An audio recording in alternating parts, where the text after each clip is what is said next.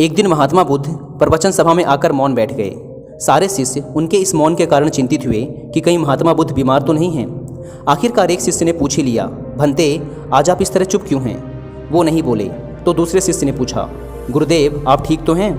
बुद्ध फिर भी मौन ही बैठे रहे।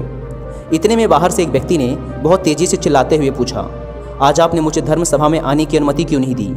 बुद्ध ने कोई उत्तर नहीं दिया और आंखें बंद कर ध्यान मग्न हो गए। वह बाहर खड़ा व्यक्ति और जोर से चिल्लाकर बोला, मुझे धर्म सभा में क्यों नहीं आने दिया जा रहा?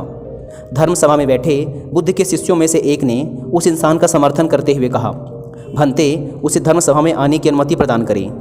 महात्मा बुद्ध ने आंखें खोली और बोले, नहीं, उसे अनुमति नहीं दी जा सकती क्योंकि वह अछूत है। अछूत? लेकिन क्यों? सारे शिष्य यह सुनकर आश्चर्य में पड़ गए कि भंते ये छुआछूत कब से मानने लग गए।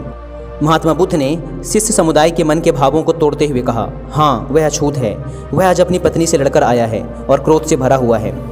क्रोध से जीवन की शांति भंग होती है। क्रोध से ही सबसे पहले मन में हिंसा का जन्म होता है और फिर इसी मानसिक हिंसा के प्रभाव में आकर इंसान दुनिया में हिंसा, मारपीट, गाली गलौज और बहुत से गलत काम करता है। क्रोध करने वाला अछूत होता है क्योंकि उसकी विचार तरंगें, उसके नकारात्मक विचार दूसरों को भी गलत तरीके से प्रभावित करते हैं। उसे आज धर्म सभा से बाहर ही रहना चाहिए। उसे आज धर्म सभा से बाहर ही खड़े रहकर पश्चाताप की अग्नि में तपकर शुद्ध होने दो। शिष्यगण समझ गए कि अस्पृश्यता, अनटचेबिलिटी क्या होती है और सही मायनों में अछूत कौन होता है। उस व्यक्ति को भी बहुत पश्चाताप हुआ। उसने कभी भी क्रोध न करने की कसम खाई। तब जाकर बुद्ध ने उसे धर्म सभा में आने की अनुमति प्रदान की।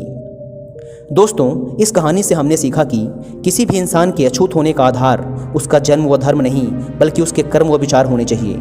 यदि किसी भी इंसान के कर्म व विचार की वजह से किसी प्राणी को नुकसान होता है, वह समाज का अहित होता है, तो वह इंसान अछूत है।